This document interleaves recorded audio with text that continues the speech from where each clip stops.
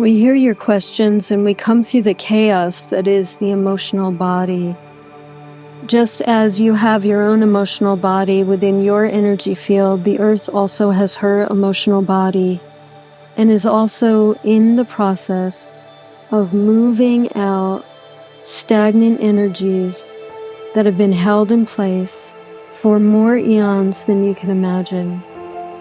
These energies came through as human beings were enslaved by Anunnaki and held in captive positions that forced them to feel subservient to the powers that be.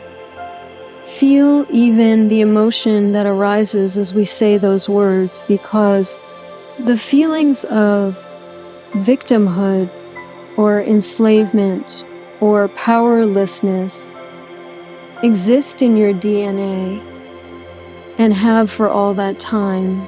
As your DNA is awakening, these feelings must purge from your system because they are incongruent with the truth of you as a spiritual being in power over the life that you create, until the feelings that are untrue emerge and are strewn aside. You do not move into your full power. And until your DNA fully awakens, there is within you a constant struggle, a battle in some ways, between who you have always thought you were and who you know you can be. So these issues now at this time are operating first in the mental body and then in the emotional body. A true master of their own divinity doesn't question why this and why not that. So we're bringing in an energy that we're moving in through your second and third chakra. And instead of even assuming or believing in any sort of lesson or teaching or even rightness, hold for a second a complete blank slate. And in complete neutrality, so they're showing me like a flat tray that looks like a mirror, and this is a completely neutral state. There is no suffering, and there are no questions, there is no rightness or wrongness, nothing. It's completely neutral. And take a moment now to put your latest issue on the plate in complete neutrality. Don't ascribe any meaning to it whatsoever. So if you want to put your emotion on there and the situation, and we ask that you take away your thought process, just feel the energy expand around the situation and breathe. Take any fear that arises and put it on the plate. Come back to your heart center and breathe, and leave those issues in neutrality as things that hold no weight. Move your awareness into your solar plexus and breathe and soften the solar plexus. And as you do so, we tell you that issues arise in your life. There's layers here. Some pieces are karmic. Karmic pieces have been written into your life plan. They are connected to the planets.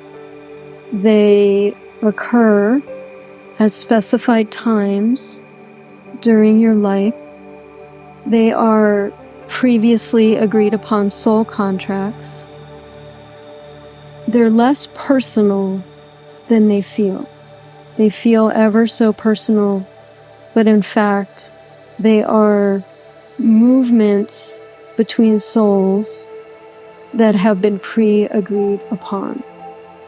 Other issues in life come from like a line of belief systems that are built in to almost like light codes that are built into the system that come from family, culture, and even from the ancestral DNA that goes so far back as to the initial incarnation. So I'm not talking about your ancestors from your originated country. I'm talking about your ancestors from your originating planet. These belief systems cause repetition in the pattern of your life. So Randy is coming in to say astrology, gene keys, human design, like how it's so complex. Someone else is coming in to talk. It's like a teacher is coming in. This being looks Asian, almost like an ancient Chinese teacher. And he's moving in patterns like he was doing Tai Chi. So he's moving and sort of dancing in this, flow. And he's showing me that our energy as humans is kind of built like that. And now he's showing me cotton candy. And you know how cotton candy is like this little tiny, tiny, tiny strands. And then they're wrapped and wrapped and wrapped and wrapped. And they become this kind of big snack. So he's showing me the complexity here, right? I don't think there's a simple solution or answer, that there are definitely challenges built into our incarnations. And they're saying chapters within our incarnation. And through all of it, we're here to learn an equilibrium.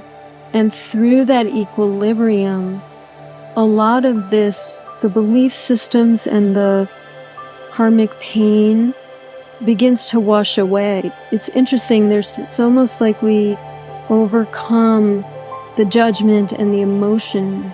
So I'm going to pose a question right now, which is, for me, overcoming the emotion is the most difficult piece. So let me see what they say. So in some ways they're answering me personally, but I will tell you what they're saying, which is that, sort of the way that I'm built with all of this movement and flow and cotton candy, that there's a belief in the emotion that's strongly held within my field. It's a belief that emotion speaks a deeper layer of truth. And what if there's a neutrality around that belief? What if even as the emotion rises, even as pain or fear rises, there's a witness that can say that there's an honoring of the feeling as the human, but like a lack of fear about the fear, a lack of fear about the emotion, a lack of fear around stress, a lack of fear around change, or a lack of fear around loss and grief. So let's just sit for a moment as they move energy through the third chakra.